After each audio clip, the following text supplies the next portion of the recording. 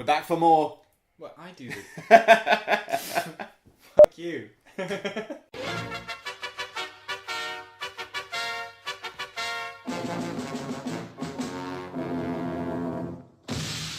Hello everyone, welcome to Thriving Scrubs. Welcome back. We're back for more. There's more RF Devastation spoilers, would you believe? They kind of keep happening. More still. I mean, this time we're going to be looking at a few rares and mythics. You know, we looked at some mechanics last time and we had a chat about, you know, the cycle of defeat cards. But this one, we're just looking at some of the flashy new mythics and rares. You know, all the good stuff. The good stuff. The stuff you want to see. Yeah. So just disregard the other video. This is the real one. So something that was spoiled recently, it is now official. We have a last cycle. We do, yeah. So we had Bontu's Last Reckoning. It's tough to evaluate, very powerful, but a big downside.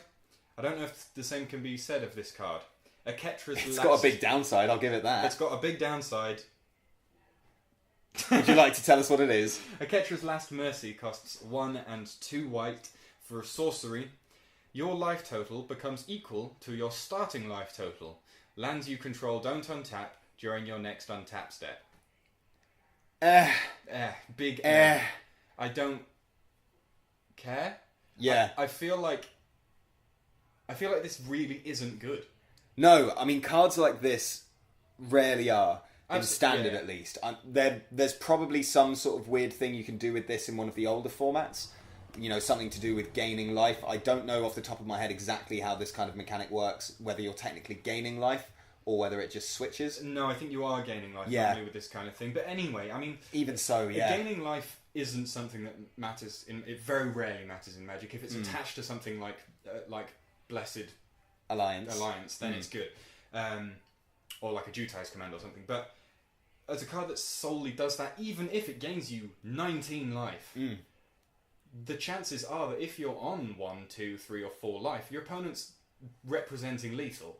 Yeah. And if they are, and you go back up to 20 and then all your lands are tapped, then they attack you, and then you pass the turn, and then they attack you again, and then surely by that point you're basically back where you started. Exactly, yeah. You've drawn a card, but what's the point? I mean, I think you said when we first saw this, you mentioned Commander, and that's immediately what sprung to mind for me. Yeah, that's the only place where I think this is acceptable to play, and only because Commander is a format where you play funny cards, and hopefully you've got the politics going on so that people can't attack you anyway. Oh, yeah, if you play Commander with Dave, it's insufferable sometimes. Just because I've got good chat. No, you don't. You don't have good chat. You just have a lot. You just have relentless chat. Relentless chat is the best way to win Commander. You heard it here first from a man who has never built a Commander deck in his life. So tell me what the other last cycle. So we've got Aketra's last. We've got Bontu's last. We've got 2 more lasts. Off the top of my head, 3 more. 3 more. Sorry, I can't do maths. Ronus's last could be an overrun. It could be overrun. Like might be, God, I hope it's overrun. It might be overrun. Oh man, overrun for 3 mana. It wouldn't be overrun. No, it would be +2/+2. It couldn't be overrun. But what if it was? What if it grants trample? Oh man, yeah, I really hope it's that. That might be a bit too good. Yeah, it's probably not that, but it just makes sense, doesn't it? It's either going to be like, if it's one big pump spell, that seems terrible. So it's got to be something. Something like that. And then Kefnets would draw you. Maybe it could draw. It could cost 3 and draw 3 cards or something. I heard on the Skullcrack podcast, which I recommend to anyone listening. It's Skullcrack, the Irish spelling. It's a very funny pun. That's good stuff. On there, they were speculating that it might be, draw a huge amount of cards and then at the beginning of your end step discard your hand. I think now with this spoiler, it looks more like it's going to be lands don't untap. Yeah. In which case, are we looking at drawing loads of cards and discarding loads of cards, something like that? Potentially. Or it's an instant that counters the stack or something like that. You know? Yeah, or a really undercosted counterspell. But again, it depends if they're going to stick to this 1 and then 2 of the colour thing. So it could be that. And then what would Hazoret's be? Would it just deal? It's probably a big funky ton of damage. Is it just going to deal 7 damage? Yeah. Is that what it's going to be? If it is, that would be pretty good. Yeah. Like, considering you cast those big spells, towards later on in the game, typically, when you're playing one of those red decks, they're not the first thing out of your hand. Standard burn, get it back. Yeah, bring back Stoke the Flames. That's what I want to see. Yeah. Bring back Exquisite Firecraft, Lightning Strike, Stoke the Flames. Well, since we're on the subject of just dealing massive amounts of damage to your opponent, Inferno Jet, quickly, where do you stand? Because I feel like this is going to divide people, and people are going to pick this quite highly. It costs... Oh, they shouldn't, though. It costs 5 and a red for a sorcery. It cycles for 2. Inferno Jet deals 6 damage to target opponent. You cannot interact with the board with this card. Mm-hmm. And it's taken me a while, but I have finally come around to the fact that just because a card cycles for 2, it doesn't make it good. No. If it's a card you're cycling for 2 90% of the time, it's a card you shouldn't be running. Yeah. And cards like this are a big trap for new players.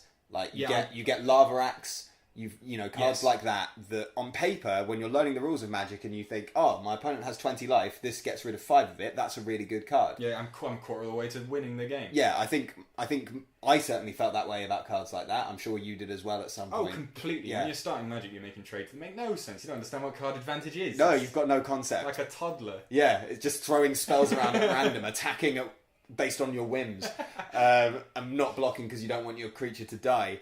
All that kind of stuff. But Inferno Jet dealing 6 damage to a target opponent. If your deck is aggressive enough, could it be the case that if you're the only person drafting this deck and you end up with 4 of them, and you have you pick up all the afflict cards you can find. Yeah. It's not impossible, but I think you have to be drafting the deck. But the thing about it is, it's not a common; it's an uncommon. Yeah. Which means the odds of that are very slim. Like, there's been strategies like that before, where you could pick up all these terrible cards, but if you got enough of them, it became a deck in and of itself. But yeah, the issue with stuff like this, particularly at uncommon, you're just not likely to see them. No, if you're lucky, you'll end up with 3. Yeah, I think realistically, in your average red deck, you maybe want 1 of these. Is what I'd say. Like, sometimes if you can get 2, that's slightly better, especially if you've got a very aggressive deck. It can do something there because, 2 times 6 is 12 at the end of the day, and it does cycle. By God, you're right. When it's not good, which is going to be often, you can cycle it away. But do you run like Limits of Solidarity or Pursue Glory? These are terrible red cards that cycle for 2. I play Limits of Solidarity. Yeah. Limits of Solidarity is pretty good because it cycles. It's not good otherwise, but the fact that you can cycle it away makes it quite good in that, it is a finisher when it needs to be, but then you can get rid of it when it's not. So I think this might fit into a similar sort of space. I think it's going to be better than something like Lava Axe. Like, it's above that. Yeah. It's above that, but because it cycles. But it's easy to overrate. Yeah. So we'll see. We'll have to see with that one. Sunset Pyramid, I want to talk about quickly. Yeah, do it. It costs 2 mana for an artifact. It enters the battlefield with 3 brick counters on it. You can pay 2 and tap it, remove a brick counter from it, draw a card. You can pay 2 and tap it to scry 1. Now, in one sense, you're paying 8 mana over the course of 3 turns to draw 3 cards. Mm-hmm. In another way, you're not doing that. No. Because you're only spending 2 mana every turn. And if you treat this... Say, for example, if this card said... it cost 2 mana and just said investigate 3 times, it would be sick. Yeah. That would be fantastic. And it obviously doesn't do that, but you get to draw a card for 2 mana for every turn, for 3 turns. And I think this card might I'm be into good. this card, and I have one word for you, and that word is sealed. This card is going to be insane in sealed. Yeah. Cards like, all the cards that sort of you pay a certain amount to scry, even, they've always been good in sealed. Seer's Lantern type stuff. Seer's Lantern, exactly. That's the one I'm thinking of. That card was ridiculously good. Yeah. And this is better. This can scry, but it also draws you cards. It taps to do both of these abilities, right? You can't scry then draw. No. It does tap to do both. Yeah. Yeah, so you can't pay 2 to scry. Fair enough. I think that's okay. But still, I think this might actually be better than it looks. Yes, me too. I'm not playing it in any deck that wants to do anything even remotely quickly. No.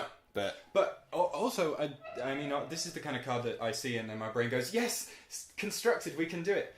Maybe not, but... You can do it. I'm happy to let you do it in constructed, mate, if that's what you want. But do you at least want to try an artifact prison deck? If we get maybe one more card that does something similar to this, and then you start running Foundry Inspectors, then you play Sunset Pyramids, Oracle of the Vaults, Edifice of Authorities, you get to the point where you can maybe get a value prison-y decky thing. It sounds to me like you want to try an artifact prison deck. That's the impression I'm getting like, here. Share, and subscribe for the prison decks. Well, get ready for Jack's amazing deck tech. It's going to be called Brick Prison. A prison built of bricks. Yeah, Brick Prison. Brick Prison, man. There it is. Called it. You heard it here first. Pay Proto attention. RF Devastation. It's going to be won by Ivan Flock. Ivan Flock's back with Brick Prison, and he owes it all to me. Good. That's basically what I wanted to say about Sunset Prison. I mean, that's all there is to say about Sunset Prison. Yeah. Jack, I feel like this one is for you. This blue card. Read it. Do what you want to do with it. Supreme Will. Costs 2 and a blue for an instant. Choose one. Counter target spell unless its controller pays 3. Look at the top 4 cards of your library, put one of them into your hand and the rest on the bottom of your library in any order. This card is sweet. This card is gas. It's really good. It's really good. I can't overstate how good modal abilities are on cards when it says choose what you want to do at instant speed, because it obviously makes the card more versatile and means that it will be good in a bit larger variety of matchups, in a larger variety of scenarios. This card for 3 mana is either Mana Leak or Impulse. Yeah. Both those cards cost 1 and a blue, and both those cards are too good for standard. Yeah. So, it costing 3 mana and they're being able to choose one or the other seems kind of nuts to me, actually. Yeah, it's a control player's card, this one. It's really, really sweet in that, yeah, as you said, anything that gives you that option is just going to be more powerful.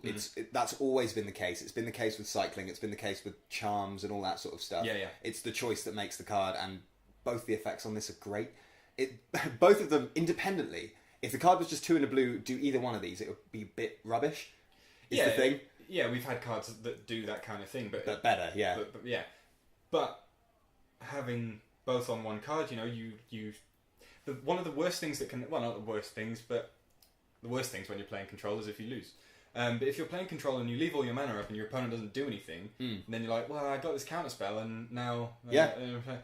this just sees you out of that. And one turn before you Glimmer of Genius, you can leave up a counterspell that turns into an impulse. If you need it to. I see in your future, turn 2 Censor, turn 3 this, turn 4 Glimmer of Genius. Turn 4 Commit, turn 5 Confirm Suspicions. Turn 6 Torrential Gearhulk. Yep. Turn 7... Sphinx of whatever. No, turn 7... Nickel Bowls. Approach of the Second Sun. We'll see you at the Pro Tour, ladies and gentlemen. Ivan, contact me. We've got loads of hot tips for any blue control players out there. Supreme Will and Ketra's Last Mercy are going to be great.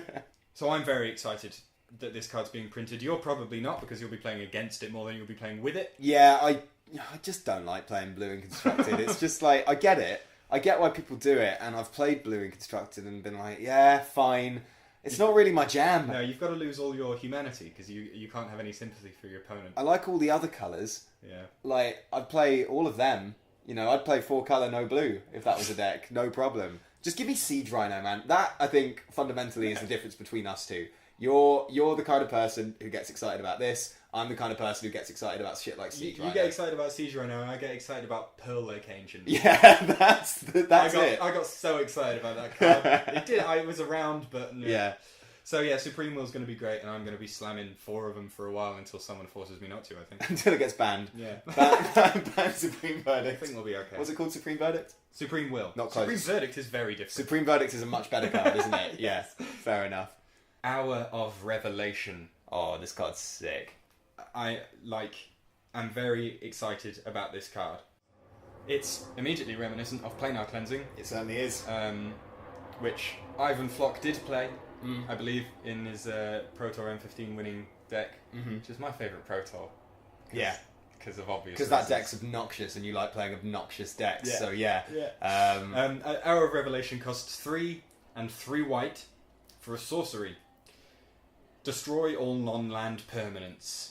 Boom. That's quite good. That's pretty good. However, Hour of Revelation costs 3 less to cast if there are 10 or more non-land permanents on the battlefield.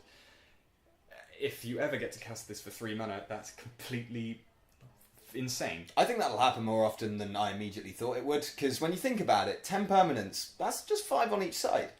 Or 7 on one side, 3 on another. I think it's realistically going to turn up in 1v1 more than I initially thought it might. Well, it happens... so the decks that I think it occurs against, its vehicles, heavy metal and metalwork Colossus decks. Yeah. Because they just spam Oh artifacts. god, yeah, no, it's a blowout And for then them. you destroy all of their Hedron archives. Yeah, man. All of their Panharmonicons, you know, that's- however broken they're trying to be. And then it will also work against Anointed Procession decks really well. Oh yeah, that's savage. So against those, it's going to just hose those decks a little bit. Even when you're not, even without, doesn't have to have this cost reduction. No, on it. definitely. It's a really powerful card, and we have been talking about how Wraths don't really exist in the way that they used to. You certainly don't get 4 mana Wraths anymore. You have to get 5 mana Wraths. All you get now are 3 mana Wraths. Yeah, exactly. Well, this is what's happened. We used to think that, alright, we're going to get a Fumigate or something along those lines. It'll be a Wrath with a slight upside. Now, we have 6 mana board wipes, not even Wraths, and we have Bontu's Last Reckoning. Yeah. So, again, powerful cards, but cards that can only really go on in specific decks. Are we going to see the return of black-white control? I'd love to. Yeah. I like that archetype. And I mean, Grind to Dust. That works in that archetype. We won't go into it just now. I'd like to cover Grind to Dust. You want to cover I Grind think to Grind Dust? to Dust is standard playable. I think you're a fool to dismiss this. Thanks. That's Let nice. me Good. Let me clear up why, okay? Because to just brush off Grind to Dust, Just to get, I didn't dismiss it. At no point have I dismissed this. you were going to move on from it. Just We to were clear going to my cover name. it. Yeah, to keep the time down. Fuck the time. Jesus Christ! I don't yet know how to get the bloop sound, so I'll have to try and. Well, in any case, you can just edit all this out, and we'll just go straight into it. So, Grind to Dust is a new I'm rare. not going to do that though. So, Grind to Dust is a really cool new rare. Speaking of white-black control, because this one Not gonna work. screams limited bomb to me. Yeah, it is. Yeah. Like, it's absolutely insane, because if you read it as it stands just for the first side for Grind, you can easily get a 2-for-1 with that. There's plenty of 1-power creatures floating around. Grind to Dust, by the way, costs 1 and a black for a sorcery. Put a -1/-1 counter on each of up to 2 target creatures, and then its Aftermath. Dust costs 3 and a white. Exile any number of target creatures that have -1/-1 counters on them. And that's where it gets interesting. Yeah, you are right. It is a 6 mana exile 2 creatures, Which is at the worst. nuts. Yeah. If you're talking about sealed, removal spell like that is hard to come by, and every time it's printed, it's always amazing. Yeah. Grip of Desolation was Yeah. amazing. Ruthless Disposal from Eldritch Moon was just brilliant. Yeah. And you had to sacrifice a creature and all sorts to enable that. Okay, so you're talking about limited. I have no doubt that this will be good in limited. You said constructed Yeah, playable. I think so. So do you think that, I mean, are we in a place where Ruthless Sniper, like, because you have to, I assume that you can't, are you thinking that you just run this card, or do you have to get -1/-1 synergies going on? I'm thinking that... I mean, there is a mythic we'll be talking Exactly, about we're next. going to be getting to a way to put them on stuff in a second, but the other sort of thing about it is there's a whole set yet to be spoiled, Yeah. and -1/-1 counters are a theme in it. So I think there's going to be plenty of ways to split those counters around, and it can essentially, it's not quite a Wrath, but 3 and a white to exile some permanents you choose. Yeah. It can hit Ulamog. Yes, it can. This can hit an Ulamog, this can hit just any creature you like with a -1/-1 counter on it. Any number of them. So in limited, absolutely. I've played so many limited games where all my creatures have ended up with counters on them. Oh, where yeah. this would essentially be a wipe. Completely, yeah. A complete board wipe. Yeah. And equally, just being able to, late game, pick 2 creatures and get rid of them for 6 mana, that's insane. Also, if your opponent is running like a Soul Stinger deck, Yeah. and they just put in Onery Kudus, Yeah. you just go, nah. Yeah. Nice creatures from Amonkhet you've got there. Yeah. Oh, what a shame, they've all gone. Yeah, you don't even need to be able to... Yeah, exactly. They can have their own counters on 2 things. You can put counters on the stuff that doesn't. I think this card's insanely No, good. I'm coming around to it. But anyway, anyway. let's get to the King of Kings. The worst name I think I've seen on any Magic card since I've started playing. And Really? I think so. Oh well, that's gonna have to be a video, isn't it? What? The worst named cards that we. None spring to mind. It is a bad name. The Scorpion God. Now, first off, there is a justification for why it's called this, in that none of the people on Amonkhet remember the Scorpion God. There has always been one, but they don't remember it, and it's now there, and no one knows what it's called. Yeah, and But that doesn't mean a scorpion for a head. Doesn't mean you can't give it a name. Someone needs to Photoshop it so that it's The Rock. As, the terrible CGI when it's the Scorpion King. Yeah. We need that. Also, you won't have seen it, but they unveiled... Maybe I should... This is kind of taking the mick. out of Wizards, but they unveiled this card. They played a game of Magic, Bolas versus the Gatewatch. Yeah. With like big, massive cards, and there was like an audience there going, I'm playing all the new spoiled cards. And then at the end, they were like, we've unlocked the Scorpion Guard. And it was encased in a pyramid of sand. Right. And the idea was that they pulled a rope, which disrupted the sand at the bottom of the pyramid, and then all the sand would fall down, right, and the card would be revealed. That didn't happen. They pulled on the rope. Nothing happened for ages. They had to get the audience in. They pulled on the rope until it snapped. At which point the audience started like beating on the sand and like tearing it apart. It was clearly really clumped together.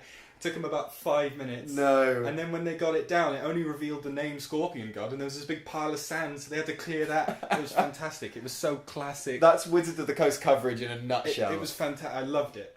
But moving on from the name. The Scorpion Guard costs 3, a black and a red, for a 6/5 legendary creature god. Whenever a creature with a -1/-1 counter on it dies, draw a card. Sick. You can pay 1, a black and a red, to put a -1/-1 counter on another target creature. Mm-hmm. When the Scorpion God dies, return it to its owner's hand at the beginning of the next end step. So where do we begin with this? There's so much that this card does. I think the first thing I want to mention, that last thing, Yeah. the last ability is... Yeah, so far all of the gods have been indestructible. Mm. This one isn't, but there's no point killing it unless you've got the win. Yeah. Because it's just going to come back. It eats removal. Like, you have to exile it. Cards like this are such a pain to play against. Yeah, they really are. It's like, it looks annoying on paper, and then you actually have to play against the thing, and you're like, oh, how am I supposed to get rid of this? Yeah. If you don't have cast out. Yeah, you know, you've got to have cast out of stasis or some kind of pacifism equivalent. Dust. Yeah. But even then, it can still do things. Yeah.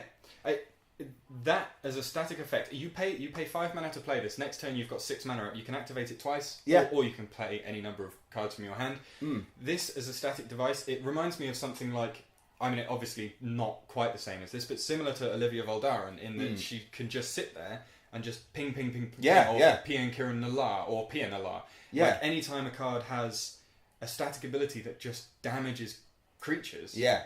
You're just and it's not even deal 1 damage. It's -1/-1 counters. They stack. Yeah. They stick around. I mean, you have to pay for it. Red and black, and the cost is real. You know, it's not like you're guaranteed to have 2 black and 2 red on turn 6. So it is a bit more costly than some of those effects. But yeah, it's still amazing. Yeah. I really want to open this card at pre-release. So much. If you come up against any zombie humansy thing, and you are like, if they're all X1s, then you pay 3 mana, kill a creature, draw a card. Yeah. And you're not spending any card from your hand to do that. Mm. That's incredibly powerful. It doesn't even need to be one of their creatures. You true. can if you're playing red and black, you're probably putting counters on your own stuff as well. Yeah. So, you know, you can just pop down a Baleful Amet and kill one of your 1/1s and draw a card. Yeah. You know, there's loads of different things you can do with this. You can target your own creatures with it to draw cards. Yeah, I mean, you can... Yeah, I hadn't thought of like a mid-range zombie thing with like Plague Belcher. Mm. Plague Belcher comes in, kills your doomed dissenter, make a zombie draw a card. Yeah, just loads of applications there, and just the more I think about it, the more gross it is. Yeah. It's so gross, this card. And the worst thing of all is that effect where you draw a card when a creature dies is not an activated ability. So any enchantments that stop creatures from activating their activated abilities still happens. It still happens. If counters go on stuff and they die, you still draw cards. How do you... Obviously, we've never played with it, and we haven't seen the rest of the set, so it's a difficult question. But how do you rank it alongside the other 5 gods we have from this block? Because it's up there. Yeah, definitely. I think there's a reason it costs 2 colours and it costs 5. Yeah. You know, it's the most expensive god. It's the most expensive. I mean, it's hard to compare to something like Ronus, because Ronus is such an unstoppable force once it hits the table. Yes, it is. Whereas this, granted, it's still a 6/5, but it doesn't provide any evasion. It just straight up murders stuff. So it's really tough to tell, actually. I think it's just going to be insane, though. This and Archfiend of Ifnir. Yeah. Exactly.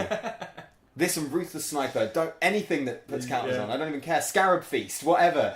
You're thinking of the wrong card. No, but because Scarab Feast, when you put counters on stuff, you make scarabs. Yeah?